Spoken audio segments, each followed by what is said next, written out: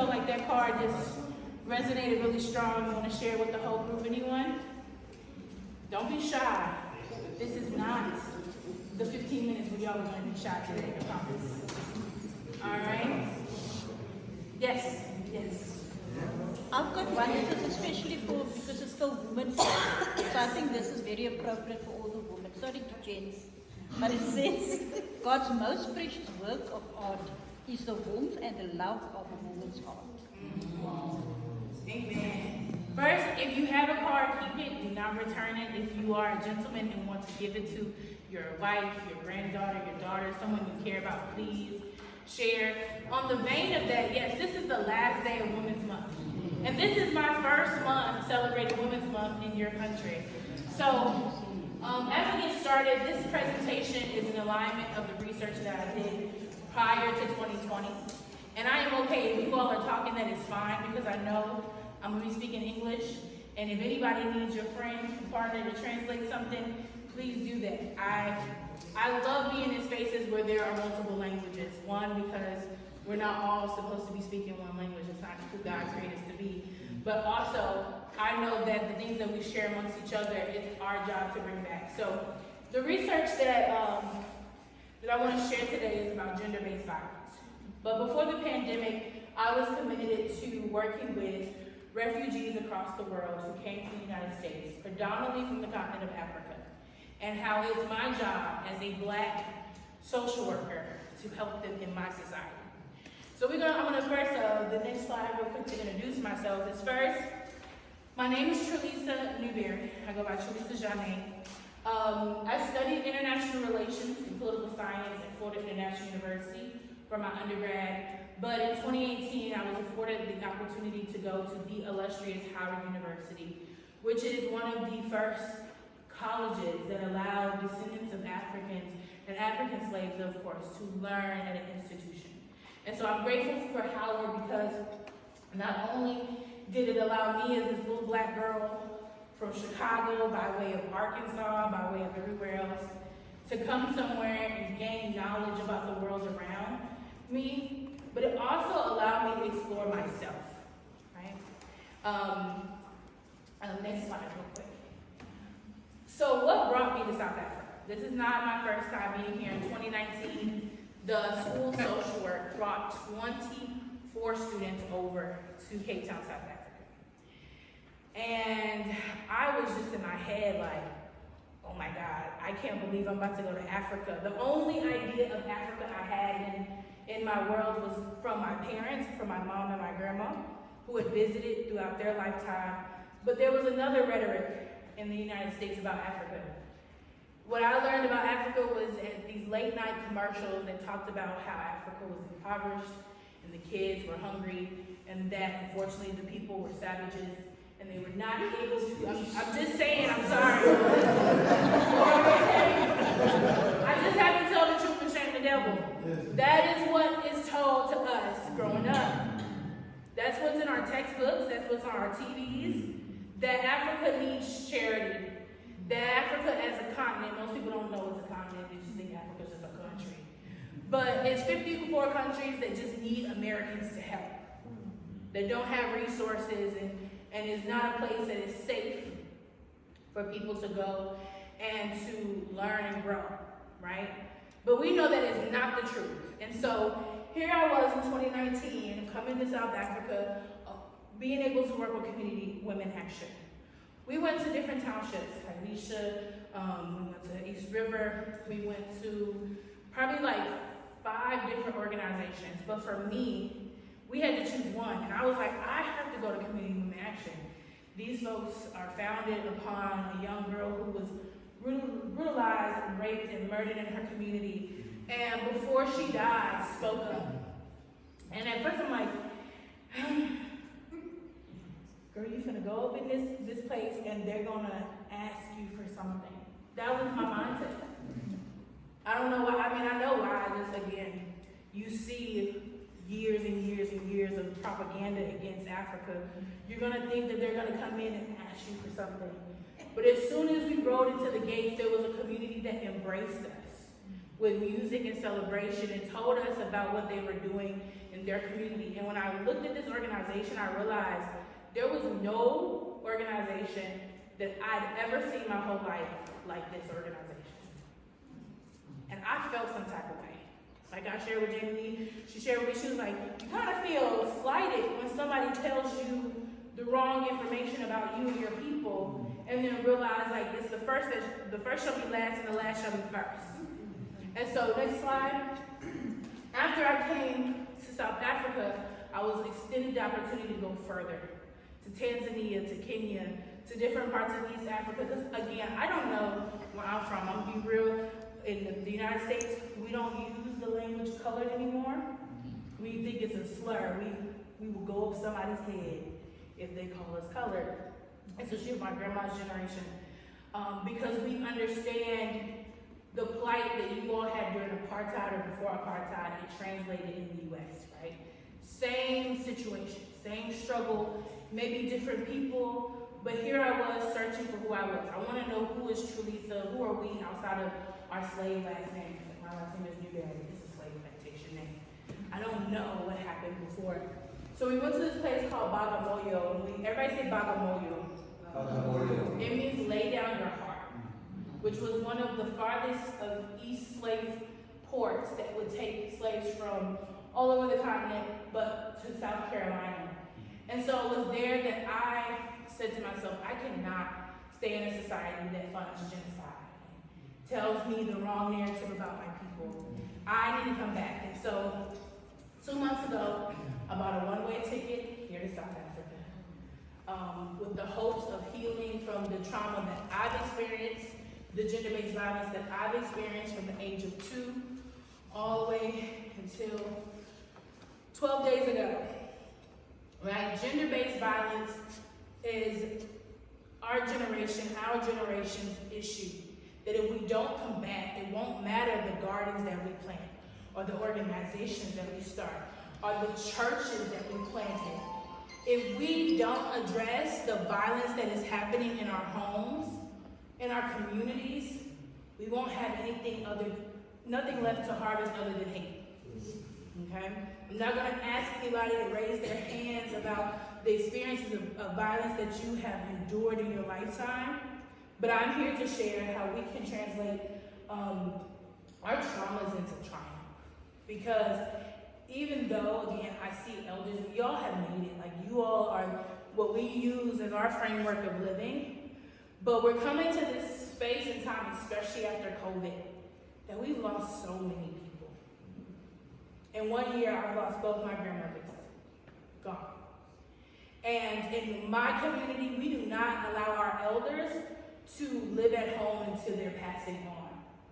The society I come from, you get to a certain age and you can't contribute and do. We put them in nursing homes. We put them in spaces and places that will take their money and put them in a room and close the door and will not treat your loved one with care. We don't take it amongst ourselves to care for our elders until they're passing. It is very, unless you have land or unless you have the kids and the capacity or the money. Our society tells us once you're not functioning, put them somewhere, let someone else take care of them. But it was because of the garden. I'm like sitting here like, Lord, brought me to South Africa, to know you more. It was in the garden with my grandmother that I learned how to take care of a community. And it was also in the garden where she talked to me about the moments in her life that would have killed her if it wasn't for God, right? If it wasn't for being an educator or a social worker and working with people that saved her life. So I really want to talk to, of course, us as a community. We can't do it without our counterparts. Like the men, if you're a man in here, raise your hand. Raise your hand. And if you're sitting next to a man, give him a high five. Grab his hand. I'm serious. Yes. Because you being here speaks volumes. I've been in rooms where the men are not there. I've been in the rooms where not my great uncles, I have great uncles. But the brother of my mother the greatest harm I could have ever endured. Right? Without men being in spaces with us, the conversation is just gonna be like a girl's talk. And we can talk about the trauma, but then with our men, we can talk about the change. Because all of you all are gonna go home and anchor about 10 to 20 people in your community. You're standing in the gap for a young woman that is enduring it right now. All right, the statistics of, if you can, is that 1 in 3 girls in our lifetime will experience violence, you keep going, before the age of 17. 1 in 3. 1, 2, 3. 1, 2, 3. 1, 2, 3. That's before you're a grown woman. But just because you experience one instance of violence does not stop the next instance of violence. Okay? When we think about the different forms of violence that folks experience, there's domestic violence, interpersonal violence, rape, incest, child molestation, sexual assault, female genital mutilation, human trafficking, or any other horrific crime throughout your lifetime. For the women, if you're like me and you feel it, you've been through it, we're still here.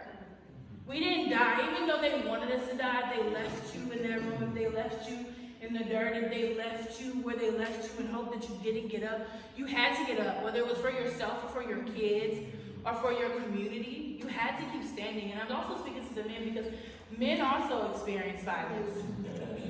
And I would be remiss without acknowledging, like, if we do not address the violence now, you might as well just give up the hope for your whole generation.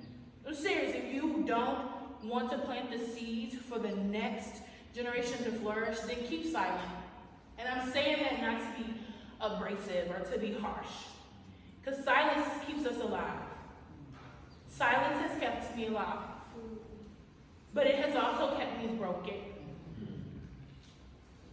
I was 2, I was 6, I was 14, I was 17, I was 24, and two days before I got on the plane out here, it was my partner that I was with for 4 years.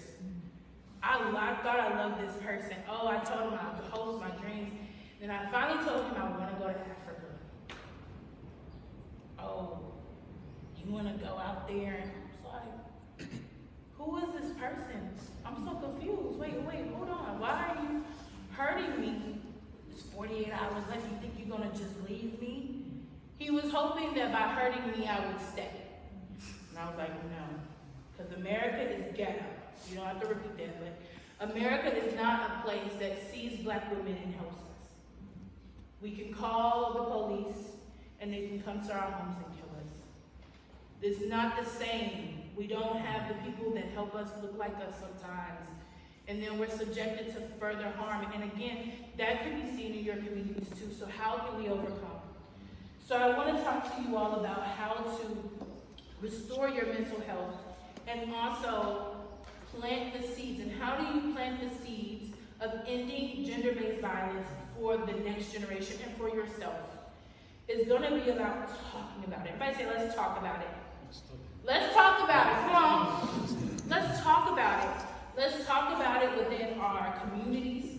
Let's talk about it within our families. Let's talk about it at the individual, the community level.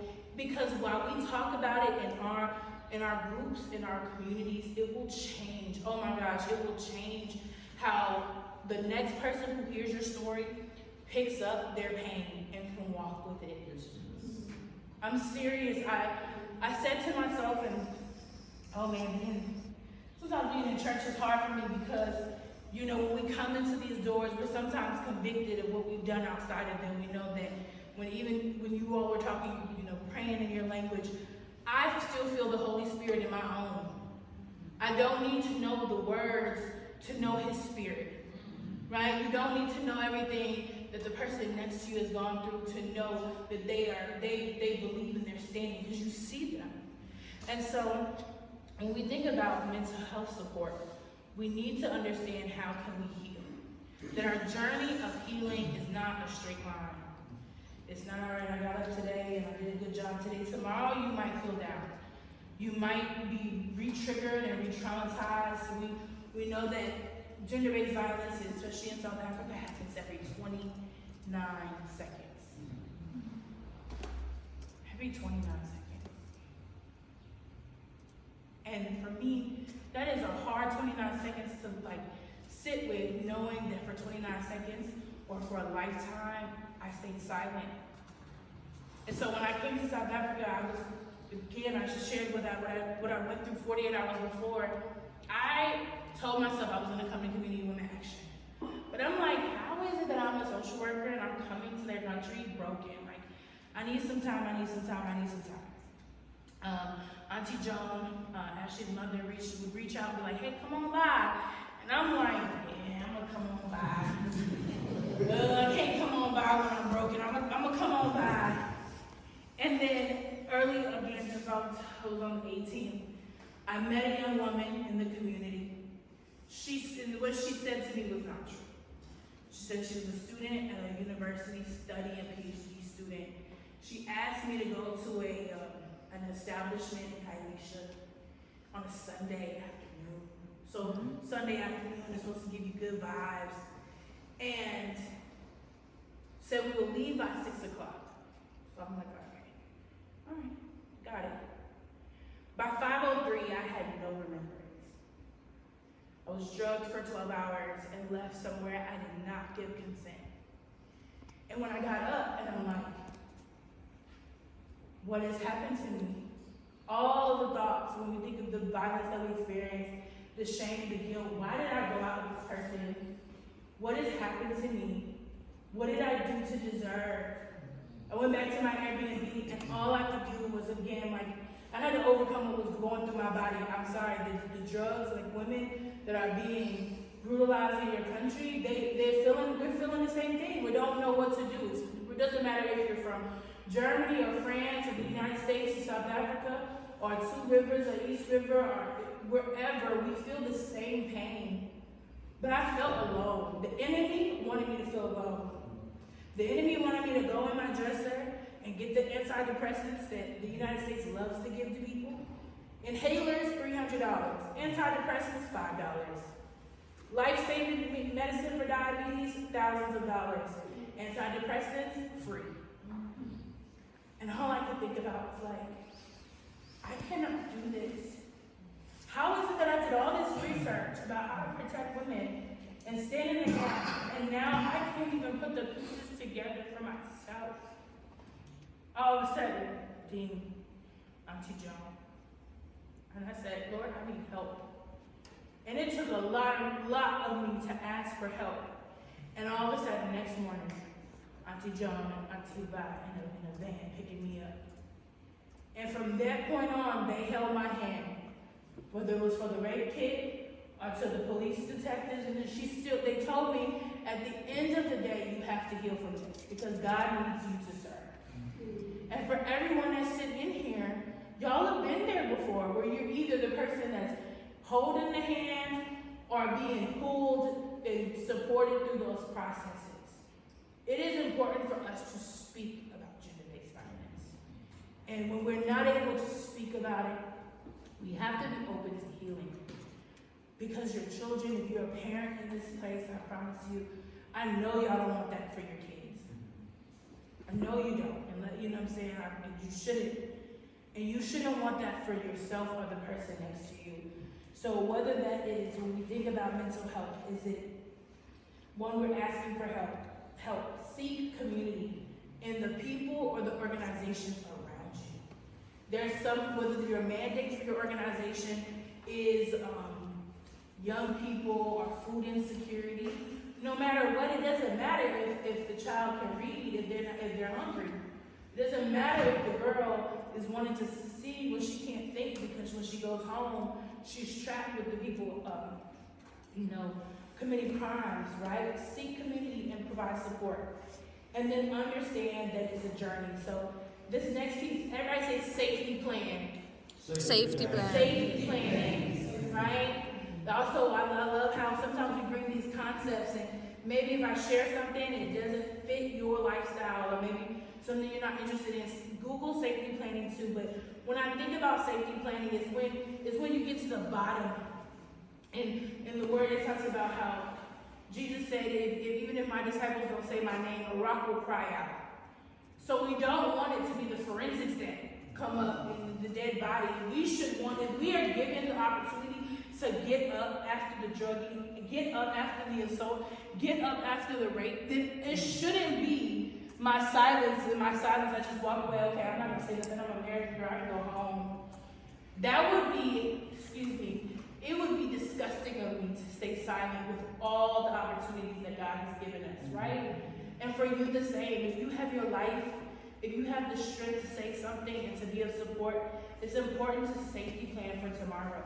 That includes therapy, spiritual support, coming into a church house that is willing to organize around the issues that you care about, creating community groups. Maybe you have folks in your community that are not, you know that folks don't want to come in the church house. Can you create a community group at your kitchen table, at your garden, and maybe some of the spaces and places that you frequent, even at your workplace? Leaning into family and friends. There should be somebody in your life that if they don't hear from you in a couple of days, have them say, hey, I need you to reach out. I need to check on you, you need to check on me. Developing techniques, prayer, meditation, bless you, physical activity, right? Getting out into the world. Sometimes things happen and we shut down with COVID. We over here sheltering in place. Imagine the individuals who were sheltering in place with the people that were hurting them. That in itself, of being able to go outside and see the sun and walk around and run and get into communities and do walking groups or exercise groups. Accessing mental health services that are communal, right? Coming together and spreading again, we all have gifts and talents. If it's music, I hear Uncle Ruben, he's jamming with his friends. That's good for men to get together and make music and make good sounds and have those discussions. For women, I heard this thing about Brian. Everybody to Brian, I love it. Right? Are we getting together and cooking together and passing on not only our traditions and our culture, but of our triumphs? Okay? So I'm going to leave you all with this. Okay? How are you expanding the universe for someone else? How are you taking someone, whether they're a young person or somebody in your same age group, your friend, your partner, how are you helping them heal? How are you empowering them not to give up? Because right now, the main motive, when we think about gender-based violence and sexual offenses, the out for many young people is suicide. And we know we're in this religious space where we don't always like talking about suicide, and I don't know in your culture if when people commit suicide, if they're able to be, you all celebrate their lives in a church afterwards. But in the United States, a lot of our young people and our elders are taking their lives because they're unable to cope with the pain. Because when I'm in pain and I lose my job and I can't provide for my family, I don't know what to do. But I don't know what to do, that's the enemy's attack. The God thing that we should be doing is building each other up. And that is by the words that we have and the stories that we share. And so, congregation, I'm so blessed to be at today's event because I see that you all are anchors in your community. How are you going to go back to your homes and anchor the people that don't think that they have a rock to stand on? Maybe they don't know the Lord. Maybe their faith has been in shambles because of gender-based violence. What will you do to give them hope and love? Because just like the card, go ahead, you have your card in your hand, that one word that you share, it doesn't have to be the card, it can just you knowing in your knower what to say. That can make somebody turn from a victim into a victor. And that's what we want. We want to build a generation, whether you're Generation X, And shout out to my baby boomers, because y'all do y'all thing. All right? But for us millennials and our Gen Zs, we're struggling. We're struggling because the world has already told us what you all have not done. And we don't even know because we're isolated. All we have is our phones. And that's it. Because we're missing fundamental pieces. So, folks, please go out. If you need help, if you still need help in your world, we're here together. But please know you are the anchor for somebody else. All right? I love you all so much, and thank you so much for your time. Thank you.